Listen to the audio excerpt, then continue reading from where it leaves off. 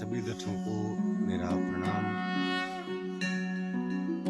आज मैं चर्चा करूंगा कि सबसे सुगम रास्ता क्या हो परमात्मा तक जाने का।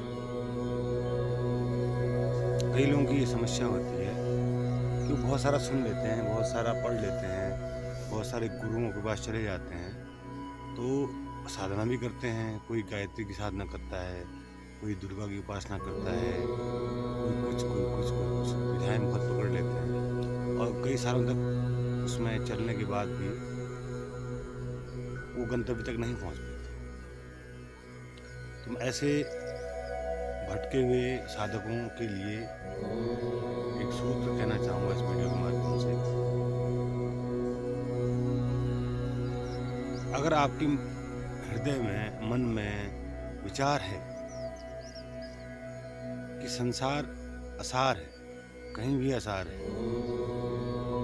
और इसके अलावा भी कुछ सत्य है, कि यही सत्य नहीं हो सकता जो संसार दिखाई पड़ रहा है, ये इंद्रिय जगत संसार ही सत्य नहीं हो सकता, इसके अलावा भी कुछ सत्य है।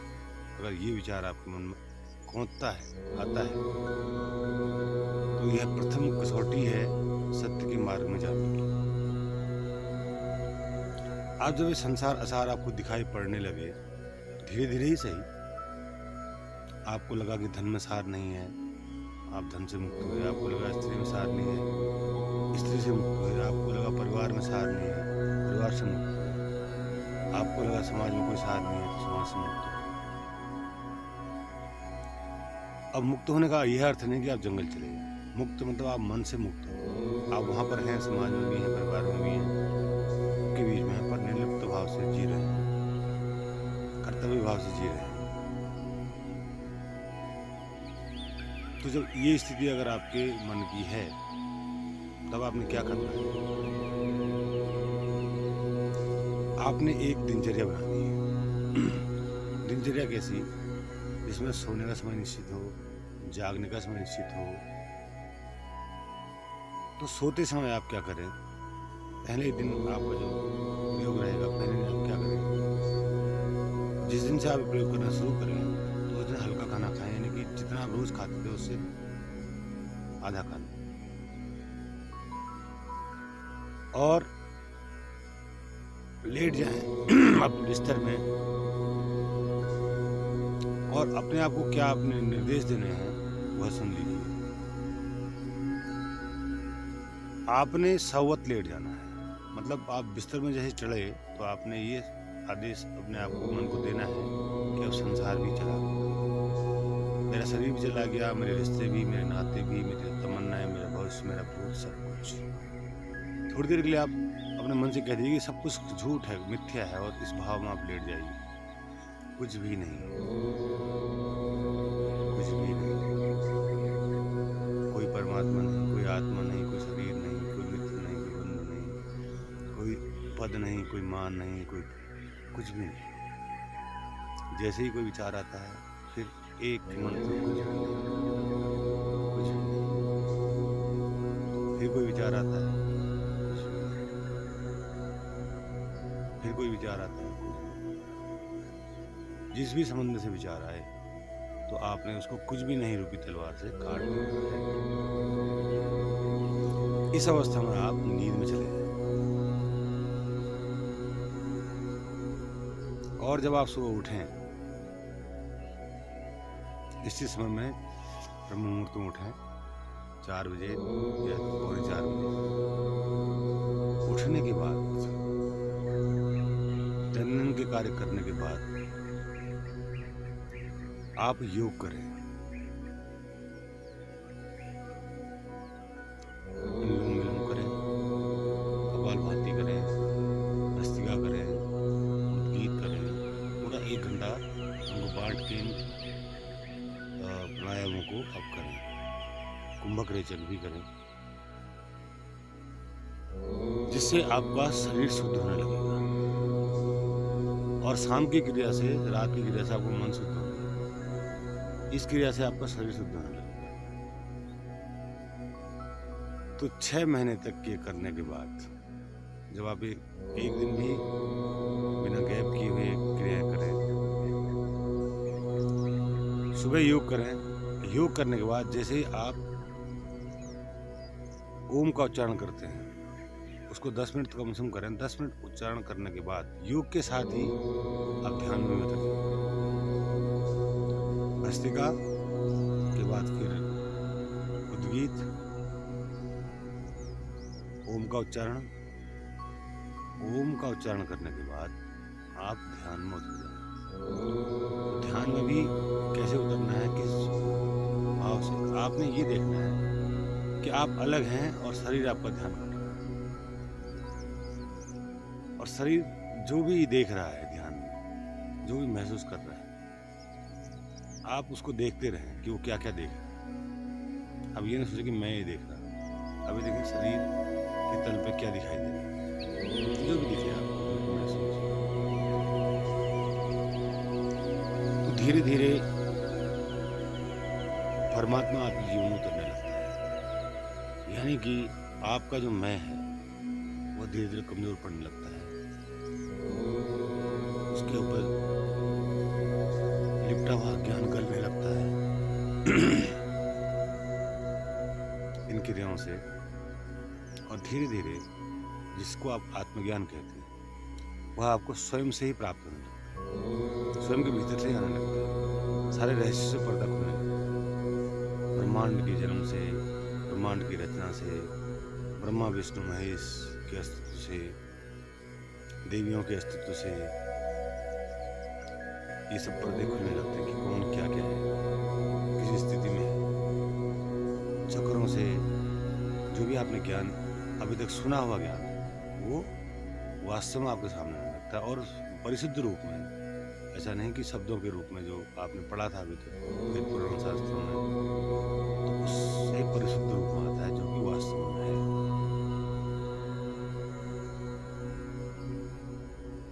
तो जब आप उस वास्तविक ज्ञान को स्वयं से होकर जानते हैं, तब आपको भरोसा भी आता है और विश्वास भी होता है कि हाँ, गीता में कृष्ण ने जो लिखा था वो ये रहा, वो ज्ञान ये रहा। शिव ने जो ज्ञान दिया था वो ये रहा।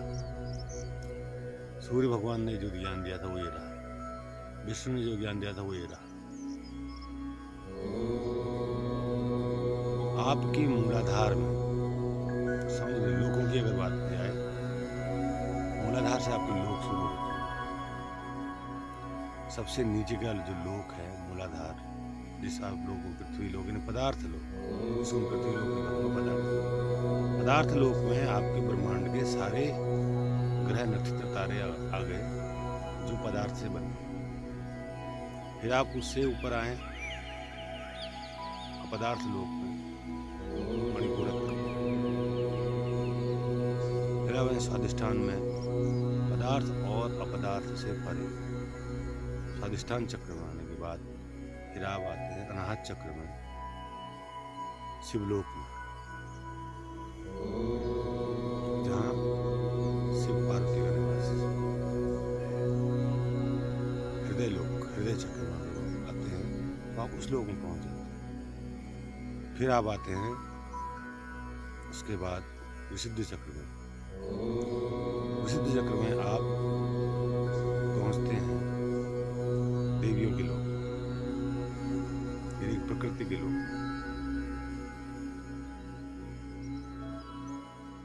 वहां पर आप प्रेम की पराकाष्ठा को प्राप्त करते हैं। आपने अनाहत चक्र में समर्पण की पराकाष्ठा, उसके बाद विशुद्ध चक्र में प्रेम की पराकाष्ठा, आज्ञा चक्र में ज्ञान की पराकाष्ठा। आज्ञा चक्र में आने के बाद शब्द समाप्त हो जाते हैं। यहाँ तक शब्दों का सहारा थोड़ा बहुत लिया जा सकता है। आज्ञा चक्र के बाद कोई शब्द नहीं कहा जा सकता कि सहस्त्रार्थ लोक, सहस्त्रदल कमल का जो लोक है, ऐसा लोक है जिसको पार ब्रह्म परमेश्वर का लोक है, जिसका ध्यान शिव भी करते हैं, जिसका ध्यान देवियां भी करती हैं, जिसका ध्यान मोहम्मद भी करते हैं, जिसका ध्यान जीसस भी करते हैं, जिसका ध्यान बुद्ध भी करते हैं, जिसका ध्यान महावीर भी करते हैं, जिसका ध्यान कबीर भी करते हैं। शरीर जब तक है तब तक अब आप इस लोक में है। उसके बाद फिजिकल एग्जिस्टेंस, भावों का एग्जिस्टेंस, समय का एग्जिस्टेंस, सब कुछ खत्म हो जाता है जब आप आज्ञा चक्र के पार चले जाते हैं।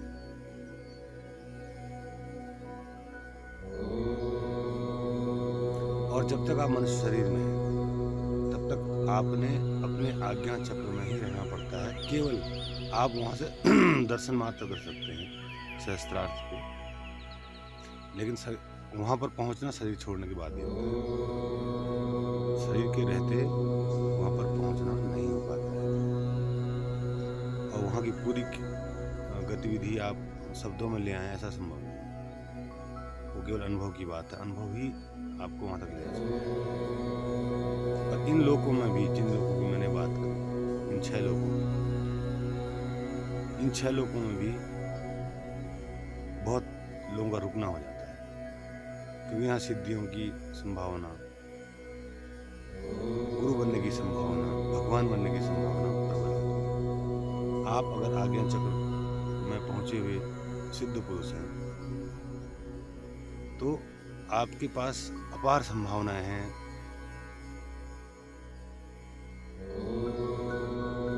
करने की, होने की। न होना तो उससे पार है। जो साधक होने की भावदशा में साधना करता है तो इन चक्रों की ऊर्जाएं प्राप्त करके इन चक्रों में उलझ जाता है और अटक जाता है।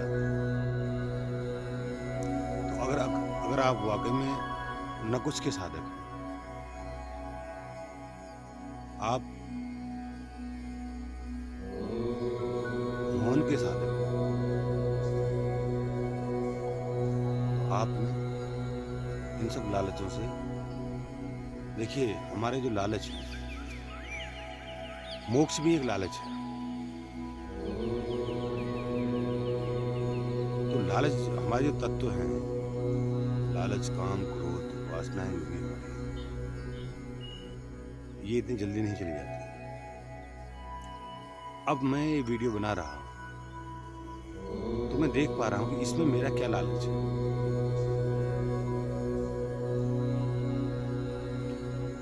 इसमें मेरा लालच मुझे दिखाई ही पड़ता है करुणा। करुणा भी एक लालच है कि जिस साधक को परेशानी हो रही है या वो समझ नहीं पा रहा कि कौन सा रास्ता चुना जाए, तो उस साधक के लिए, उस साधक की परेशानी मैं भी शामिल हो रहा हूँ कि भाई अगर आपको लगता है, मुझे जो लगा मैंने आपको बताया, और आप भी अगर इस मार्ग में चलना चाहें तो आपका स्वागत है। तो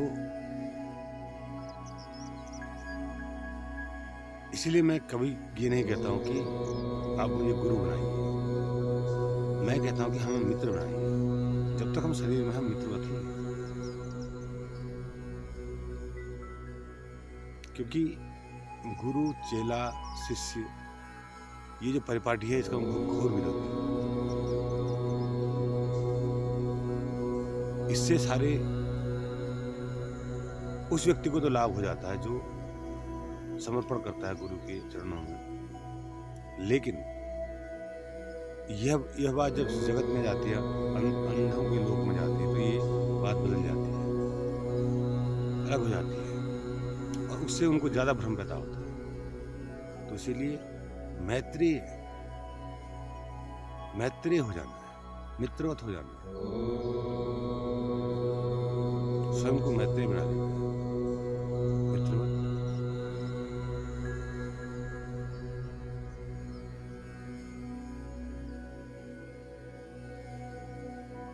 तो मैं आपका मैत्रेय, आप मेरे मैत्रेय।